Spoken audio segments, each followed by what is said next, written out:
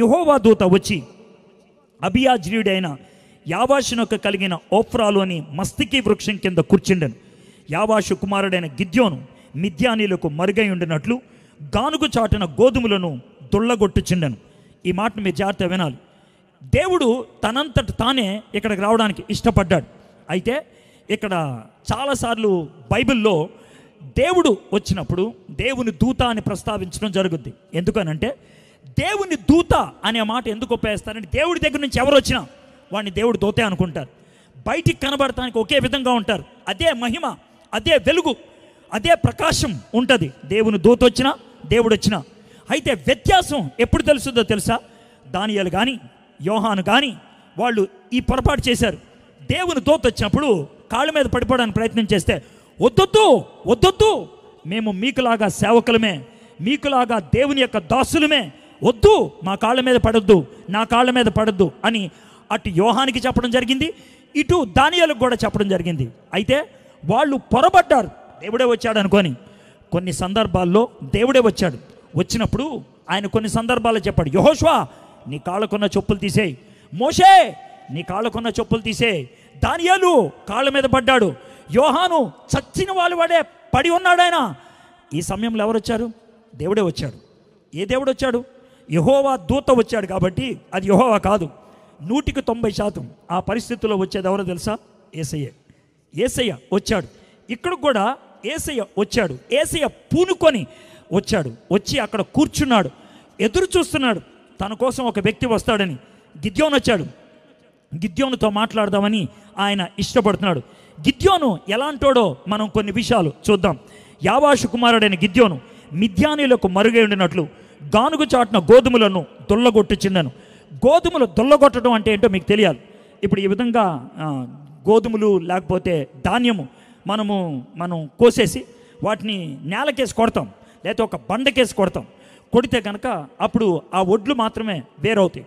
తర్వాత ఆ ఒడ్లను కొడతారు. కొట్టిన తర్వాత వాళ్ళు ఎత్తైన ప్రదేశాల్లో నిలబడి ఆ ఒడ్లు ఇలా కిందకేస్తూ ఉంటే ఆ గాలి తగిలితే ఒడ్లు పొట్టు ఇక్కడ పడిపోద్ది, విత్తనాలు మాత్రం కొంచెం ముందుకెళ్ళి విత్తనాలు ఇక్కడ పడిపోతాయి, పొట్టు మాత్రం గాలికి కొట్టుకొని వెళ్ళిపోద్ది గాలిలో వేస్తే. సర్వసాధారణంగా ఈ ఒడ్లను పొట్టును వేరు చేసేటువంటి పని కొండ మీద చేస్తారు. ఎందుకంటే కొండ మీద ఎక్కువ గాలి ఉంటుంది. ఆ గాలిలో ఇలాగ కిందకేస్తూ ఉంటే ఇది జరుగుద్ది. ఈ ప్రాంతం ఎక్కువ కూడా ప్లెయిన్గా ఉంటుంది కదా, అందుకనే ఒడ్లు ఆ విధంగా బాగు చేసేవాళ్ళు ఎత్తైనటువంటి ఒక పందిరి లాంటిది కట్టి దాని మీద ఎక్కి దాని మీద నుంచి వేయడానికి ప్రయత్నం చేస్తూ ఉంటారు. ఇది జరిగేది. కాబట్టి ఇలాంటి పని కొండ మీద చేయాలి. అయితే గిద్యోను యావాషు కుమారుడైన గిద్యోను మిద్యానీలకు మరుగైనట్లు గానుగు చాటున గోధుమలను దొల్లగొట్టుచుండెను. గానుగ అంటే నూనెని బయట తీసేది. గానుగ ఎప్పుడు కొండ లోయల్లో ఉంటుంది. గోధుమలు దొల్లగొట్టేది అప్పుడు కొండ మీద ఉంటుంది. కొండ మీద చేయాల్సిన పని లోయలా చేస్తున్నాడు. ఎందుకనంటే గిద్యోను మిద్యానీలకు భయపడి చేస్తున్నాడు. అంటే గిద్యోను పిరికివాడు అని చెప్పాలి. రెండోది, గిద్యోను దొంగతనంగా గోధుమలు ఎందుకు బాగు చేసుకుంటున్నాడంటే తన పొట్ట కోసం, అంటే స్వలాభి అని చెప్పాలి. He's a very selfish man, he's a very shy person. ఆయన భయస్థుడు, ఆయన స్వలాభి. ఈ రెండు గుణాలు అక్కడ ఉన్నాయి. ఇంకేమున్నాయో చూద్దాం. యెహోవా దూత అతన్ని కనబడి, పరాక్రమం గల బలాఢ్యుడా, యెహోవా నీకు తోడైనాడని అతనితో అనగా, గిద్యోను చిత్తము నా ఏలినవాడా, యెహోవా మాకు తోడై ఉండినడలా ఇదంతయు మాకేలా సంభవించెను? యెహోవా ఐగుప్తుల నుండి మమ్మల్ని రప్పించినని చెప్పుచు మా పితరులు మాకు వివరించిన ఆయన అద్భుత కార్యములన్నీ ఏమాయను? యెహోవా మమ్మల్ని విడిచిపెట్టి మిద్యానీల చేతికి మమ్మల్ని అప్పగించినని అతనితో చెప్పాను. ఈ కోనసీమ ప్రాంతాల్లో క్రైస్తవ ఉద్యమాలు అనేకమైనటువంటి పరిస్థితుల్లో అనేక సంఘాలు కలిగినటువంటి ఈ ప్రాంతాల్లో చాలామంది కుర్రోళ్ళకు ఉండేటువంటి స్వభావమే గిద్యోనుకుంది. ఏంటా స్వభావం అంటే, సార్ ఈ పాస్టర్లను చూస్తూ ఉంటే, ఈ పరిచర్లు చూస్తూ ఉంటే, ఈ క్రైస్తవులను చూస్తూ ఉంటే అసలు నిజంగా యేసుక్రీస్తు అనేవాడు దేవుడా? నిజంగా యేసుక్రీస్తు దేవుడైతే ఇంత అన్యాయం జరుగుతుంటే ఎలా ఊరుకుంటాడండి? ఈడు గుడ్డోడుగా పుడితే ఏం చేశాడండి? ఆ కుంటిదానిగా పుడితే ఏం చేశాడండి? దిశాని నలుగురు రేప్ చేస్తూ ఉంటే ఏం చేశాడండి? ఇలాంటి ప్రశ్నలు నీకు వస్తాయి. ఏమో మా తాతోళ్ళు చెప్పారు దేవుడు గొప్పోడని, కానీ మా కాలంలో జరగట్లేదు ఆ పనులు. మాకు సరిపడవు, మాకు సరితూగు. ఇది మీరు అనేటువంటి మాటలు. గిద్యోను కూడా సేమ్ టు సేమ్ డైలాగ్ వేశాడు. మా పితరులు చెప్పాడు మా దేవుడు చాలా గొప్పోడని.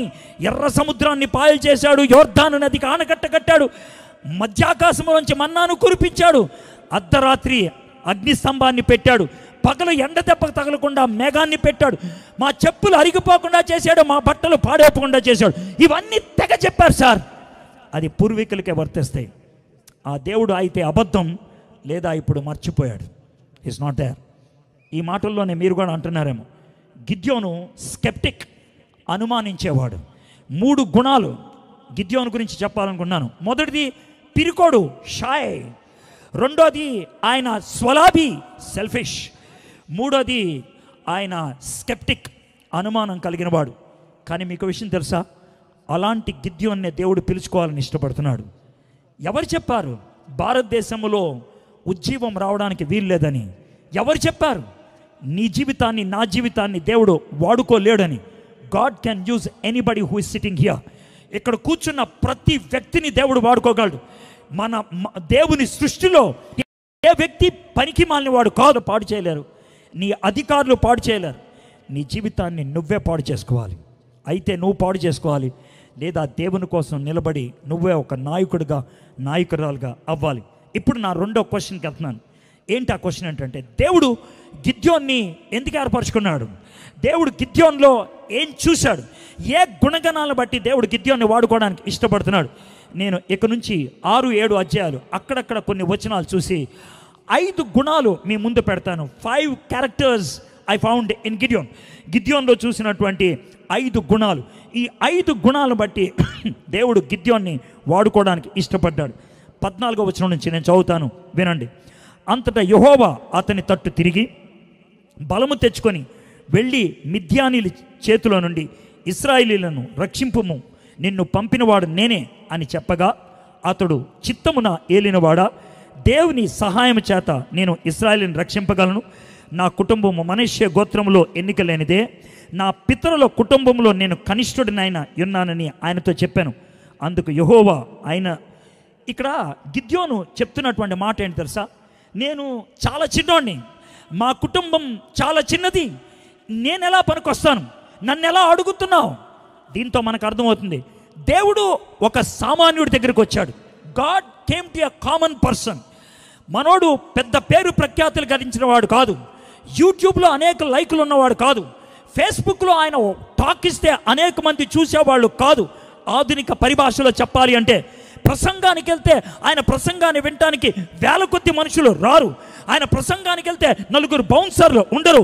ఆయన ప్రసంగానికి వెళ్తే వెనకాల ముందు కాన్వాయ్ వెహికల్స్ ఉండవు.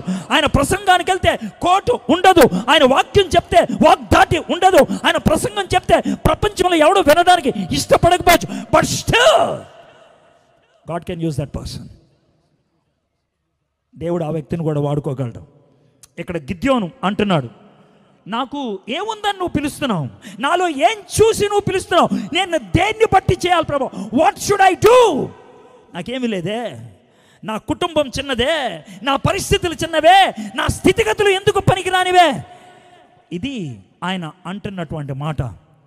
అయితే దేవుడు గిద్యోన్ని వాడుకోవడానికి, ఒక కామన్ పర్సన్ని, ఒక సామాన్యుణ్ణి దేవుడు వాడుకోవడానికి ఆయన ఒక పని చేశాడు.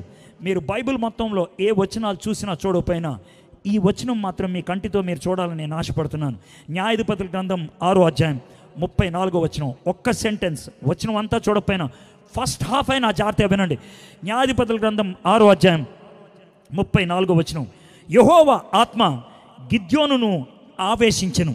యెహోవా ఆత్మ గిద్యోనును ఆవేశించెను అంటే అర్థం ఏంటి తెలుసా? నేను నల్లటి వ్యక్తిని, దాంట్లో ఎటువంటి అనుమానం లేదు. నా శరీరం నల్లగా ఉంటుంది, కానీ ఇప్పుడైతే ఒక ఎల్లో వ్యక్తిగా మీకు కనబడుతున్నాను. ఎందుకంటే పైన ధరించుకున్నది ఎల్లో షర్ట్, అందుకే మీకు ఎల్లోగా కనబడుతున్నాను నేను. కానీ నా శరీరం నల్లది. నల్లటి నా శరీరం నీకు కనబడట్లేదు, పైన ఉన్నటువంటి ఎల్లో రూపం మాత్రమే కంటుంది. అదే పని చేశాడు దేవుడు. గిద్యోనుని ధరించుకున్నాడు. బయట ప్రపంచానికి కనబడేది గిద్యోను, కానీ లోనుండేది ఎవరు? దేవుడు. ఈరోజు దేవుడు నిన్ను అదే అడుగుతున్నాడు. నువ్వు అనుమతిస్తే నేను నిన్ను తగిలించుకుంటాను, నువ్వు ఒప్పుకుంటే నీ జీవితంలోకి నేను వస్తాను. నువ్వు అడిగితే, నువ్వు హృదయ ద్వారాన్ని తెరిస్తే నేను లోనకొచ్చి కూర్చుంటాను. When God sits inside us, దేవుడు మనలో కూర్చుంటే, దేవుడు మనలో ఉంటే మనం బాహుబలి కంటే గొప్పలం అవుతాం. దాంట్లో ఎటువంటి అనుమానం లేదు. ప్రపంచం మనకి భయపడుతుంది. ప్రపంచం భయపడటానికి కారణం చాకచక్యం కాదు, తనకున్నటువంటి పట్టాలు కాదు, తనకున్నటువంటి పట్టుదలనిచ్చే దేవుడు. ఆ పట్టుదలనిచ్చే దేవుడు లోనుంటే బయట ప్రపంచం మనల్ని పనికి మానవుడుగా చూడొచ్చు. గొలియాతు ముందు దావీదు నుంచోనుంటే, రే నేనేమన్నా కుక్కను అనుకున్నావురా, కర్రను తెచ్చావు, రేయ్ ఏంట్రా అని అరిచాడు. రేయ్ నువ్వు కుక్క కంటే హీనరా, నిన్ను చంపి నీ మాంసం కాకులకి గద్దలకేస్తా.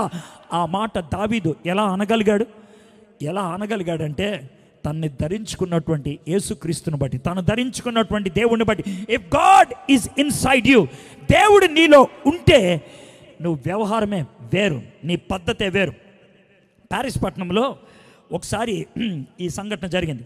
ప్రపంచ ప్రఖ్యాతి గడించినటువంటి ఒక వయలినిస్ట్ ఆయన అన్నాడంట, నేను ప్రపంచంలో అతి ఖరీదైనటువంటి వయలిన్ 2 వారాల తర్వాత పలానా రోజు పలానా స్టేడియంలో వాయించబోతున్నాను అన్నాడంట.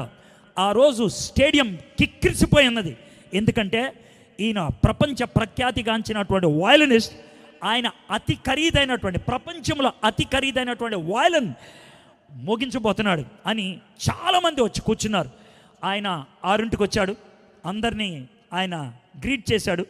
తాను డబ్బాలోంచి వయలిన్ తీశాడు, అంతే దాన్ని వాయించడం మొదలుపెట్టాడు. కొద్దిసేపటికి కొంతమంది ఏడవటం మొదలుపెట్టారు, కొద్దిసేపటికి కొంతమంది భావోద్రేకానికి గురయ్యాడు. ఆయన వాయించేటువంటి ఆ సంగీతం ప్రజల గుండెల్ని తాకింది. సంగీతం మనుషుల్ని స్పృశిస్తుంది. అదే జరిగింది. ఏడవటం మొదలుపెట్టారు. 7:30కి ఆయన 1.5 సేపు వాయించిన తర్వాత వయలిన్ అందరికీ చూపించాడు. అందరూ చప్పట్లు కొట్టడం మొదలుపెట్టారు, అతి ఖరీదైనటువంటి వయలిన్ చూపిస్తున్నాడని. ఆ తర్వాత కాలు ఇలా పైకెత్తి వయలిన్ ఇరక్కొట్టి పడేశాడు ఆయన. అందరూ అని అన్నారు, అతి ఖరీదైనటువంటి వయలిన్ ఇరక్కొట్టేశావు, అతి ఖరీదైనటువంటి వయలిన్ ఇరిపవతలు పడేశావు అని అంటే నవ్వటం మొదలుపెట్టాడు. అప్పుడు అన్నాడు, అది ఖరీదైన వయలిన్ కాదు, రోడ్డు మీద కొనుక్కొచ్చాను 2 రూపాయలకి. ఊరికినే మీకు చెప్పాను ఖరీదైన వయలిన్, అబద్ధం ఆడలేదు, నా దగ్గర ఉంది ఖరీదైన వయలిన్ అని అప్పుడు తీశాడు. అప్పుడు ఒక మాట అన్నాడు, వయలిన్ ఖరీదైందా కాదా ఆ విషయం ఇంపార్టెంట్ కాదు, వాయించేవాడు ఎవడు అనేది ఇంపార్టెంట్. నీ చేతిలో అతి ఖరీదైన అంటే ఆ సింథసైజర్ పెడితే, రొలాండ్ కంపెనీది, వాయించరా అంటే నేను మంచి ప్రసంగికుడిని అవ్వచ్చు, దాని వెనకాల నుంచుంటే నన్ను రాళ్లతో కొడతారు, చెప్పులతో కొడతారు, ఉమ్మేస్తారు నా మీద, నువ్వు నోరు మూసుకుంటావా లేదా అని అంటారు. ఎందుకనంటే నాకు రాదు, అది ఖరీదైందే, దాంట్లో ఏమీ తేడా లేదు. నా దగ్గర మ్యాక్ ఉంది, అక్కడ కూడా మ్యాక్ ఉంది. నా మ్యాకే పెద్దది ఆయన దానికంటే. నాది 16 ఇంచెస్ 15 ఇంచెస్, ఆయనది 13 ఇంచెసే. నాది పెద్దది, నాది ఖరీదైనది, 2.5 లక్షల మ్యాక్ ఉంది నాకు, కాబట్టి నేను వాయిస్తానంటే I cannot. I don't know. వాయించేవాడెవడు అది ప్రాముఖ్యం. నీ జీవితాన్ని వాయించడానికి యేసయ్య నీ జీవితంలోకి రావడానికి ఇష్టపడుతున్నాడు. నువ్వు అనుమతిస్తావా? దీన్నే పౌలు భక్తుడు తాను రాసినటువంటి కొరింథీయులకు పత్రికలో మొదటి పత్రిక 1వ అధ్యాయం 26వ వచనంలో 27వ వచనంలో అంటున్నాడు, ఏ శరీరియు దేవుని ఎదుట అతిశయింపకుండునట్లు జ్ఞానులను సిగ్గుపరచుటకు లోకములో నుండి వెర్రివారిని దేవుడు ఏర్పరచుకొని ఉన్నాడు. నువ్వు వెర్రిదానివై ఉండొచ్చు, నువ్వు వెర్రివాడివై ఉండొచ్చు, నువ్వు పనికి మాలిన దానివై ఉండొచ్చు, పనికి మాలిన వాడివై ఉండొచ్చు, నీకు పట్టా లేదేమో, నీకు చదువు లేదేమో, నీకు సంస్కారం లేదేమో, ఈ లోకరీత్యా నీకు విలువ లేదేమో, నీకు డబ్బు లేదేమో, నీకు హోదా లేదేమో, నీకు వాక్చాతుర్యం లేదేమో. దేవుడు ఎప్పుడు ఎబిలిటీని కోరుకోడు, అవైలబిలిటీని కోరుకుంటాడు. ఆయన సామర్థ్యతను కాదు కోరుకునేది, సంసిద్ధతను కోరుకుంటాడు. God is not looking for ability, సామర్థ్యత కాదు. God is looking for availability, సంసిద్ధత. God is not looking for scholarship, God is looking for relationship. ఆయన పట్టాలు కోరుకోవట్లేదు, ఆయన పట్టుదల ఉండేటువంటి వ్యక్తులు కోరుకుంటున్నాడు. నా దేవునితో పట్టుబడి ఉంటాను నేను, షడ్రక్ మెషక్ అబెద్నెగోలు వాళ్ళు ఎంత గొప్పోళ్ళు అయినప్పటికీ రాజు ముందు నుంచినప్పుడు వాళ్ళకి జయాన్ని ఇచ్చింది పట్టుదల మాత్రమే. మా దేవుడికి తప్పించి ఎవరికి తలవగ్గం. ఆ పట్టుదల. They are common but they become extraordinary.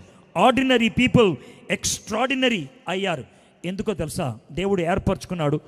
గిద్యోను దేవుణ్ణి హృదయంలోకి అంగీకరించాడు, ఆహ్వానించాడు. ఈ రాత్రి ఇక్కడ కూర్చున్నటువంటి మీ అందరితో చెప్తున్నాను, మీరు అనుకోకుండా ఇక్కడికి రాలేదు, మీరు చేతకాని వాళ్ళు కాదు. ఈ 2 డైలాగులు దేవుడి బిడ్డలకు వచ్చేటువంటి డైలాగులు కావు.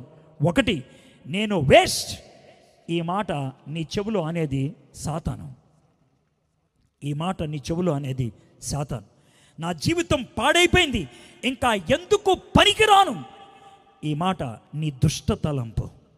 నువ్వు పాడైపోయిన దానివే, నువ్వు పాడైపోయినోడివే. నీ జీవితాన్ని నువ్వే చేతులారా పాడు చేసుకున్నావు, నీ జీవితాన్ని నువ్వే నాశనం చేసుకున్నావు. కానీ దేవుడు ఈ రాత్రి నిన్ను పిలవడానికి ఇష్టపడుతున్నాడు. దేవుడు ఈ రాత్రి నిన్ను వాడుకోవడానికి ఇష్టపడుతున్నాడు. You might be a common person, you might be a wretched person, you might be a cursed person, you might be a waste person according to this world, ఈ ప్రపంచ రీత్యా. But still God says, if I can come in to your heart, నీ హృదయంలోకి రాగలిగితే it will be completely different story. ఇది మొదటిది. He was common, సామాన్యుడు. రెండో విషయం ఏంటో చూద్దాం. 25వ వచనం నేను చదువుతున్నాను. 25వ వచనం చదవకు ముందు జరిగిన విషయం ఏంటో చెప్తాను. ఎప్పుడైతే గిద్యోను దేవుణ్ణి తనలోకి స్వీకరించాడు, ఇక దేవుడు మొదటిగా ఒక పని చేశాడు. గిద్యోను, ఏం దేవాను, మీ నాన్న ఒక గుడి కట్టాడు బయలుదేవతకి, కొండ మీద కట్టాడు గుడి. నువ్వు ఒక పని చేయి, 2 ఎద్దులు తీసుకొని వెళ్ళు. ఒక ఎద్దుకి ఆ గుడి యొక్క గోపురం ఉంటుందే, దాన్ని కట్టి హై హై అని ఎద్దుని తోస్తే ఆ ఎద్దు స్పీడ్కి వెళ్ళిపోతుంది కదా, ఆ గుడి మొత్తం ఊడొచ్చేస్తుంది, కింద కూలిపోతుంది. ఆ తర్వాత ఏం చేస్తుంది తెలుసా? ఇంకో ఎద్దు ఉంది కదా, ఆ ఎద్దుని అక్కడ ఉన్నటువంటి చెక్కలు ఉపయోగించి దానితో నువ్వు ఒక ఆల్టర్, ఒక చితిమంట లాంటి తయారు చేసి ఆ ఎద్దుని దాని మీద దహన బలిగా అర్పించి ఆ ప్రాంతాన్ని శుద్ధీకరించు అని అడిగాడు. శుద్ధీకరించు. గిద్యోను కామన్, దేవుడు సామాన్యుని ఏర్పరచుకున్నాడు. కానీ దేవుడు వాడుకోవాలంటే రెండో పని ఒకటి జరగాలి. అదేంటి తెలుసా? శుద్ధీకరణ. సామాన్యుడే కానీ శుద్ధి చేయబడాలి. కామనే క్లెన్స్ చేయబడాలి. నువ్వు సామాన్యుడివే, శుద్ధి చేయబడాలి. ఇప్పుడు చదువుతాను ఆ వచనాన్ని, మీరు చూడండి. 25, 26 వచనాలు.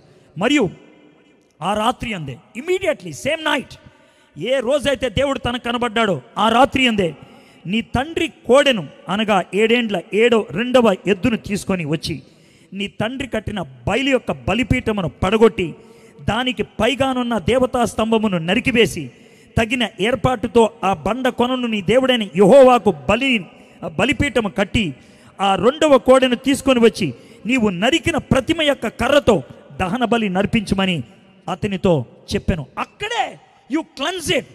అయితే ఈ రాత్రి ఇది మనకెలా వర్తిస్తుంది? దేవుడు నిన్ను వాడుకోవాలి అని అంటే దేవుడిని నీ హృదయంలోకి స్వీకరించాలి. నెంబర్ 1, నీ హృదయంలో ఉన్నటువంటి దేవతల్ని బయట పెట్టాలి. సార్, నేను క్రిస్టియన్, నా దగ్గర దేవతలు ఉండరు, నేను క్రిస్టియన్, నాకు విగ్రహాలు ఉండవని. విగ్రహం అని దేన్ని అంటారు తెలుసా? ఏదైతే దేవుడి కంటే నీ జీవితంలో ప్రాముఖ్యమో అదే నీకు విగ్రహము. దేనికైతే దేవుడి కంటే ఎక్కువ సమయం ఇస్తావో అది విగ్రహం. దేనికంటే దేవుడి కంటే దేనికి ప్రాధాన్యతనిస్తావో అదే నీ జీవితానికి విగ్రహం. మీలో కొంతమంది చర్చికి రావడానికి అడ్డంకులు చూపించడానికి గిన్నెలు తోమే వాళ్ళు ఉంటారు, భర్తకి వంట వండే వాళ్ళు ఉంటారు, భార్యకి సపర్లు చేసేవాళ్ళు ఉంటారు, సీరియళ్ళు చూసేవాళ్ళు ఉంటారు, షికార్లకు వెళ్ళే వాళ్ళు ఉంటారు, ఫ్రెండ్స్తో గడిపే వాళ్ళు ఉంటారు, రోడ్డు మీద తిరిగే వాళ్ళు ఉంటారు.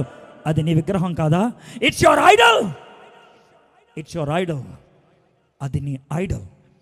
దేవుడు అంటున్నాడు, ఆ విగ్రహాన్ని తీసి బయటపడే, నిన్ను శుద్ధినిగా చేయటం నా వంతు, అయితే నీ జీవితంలో ఉన్నటువంటి విగ్రహాలు తీసేయటం అనేది నీ వంతు. You have to remove it. ఇది నాకొద్దు అని యేసుప్రభు వారు నన్ను రక్షించారు.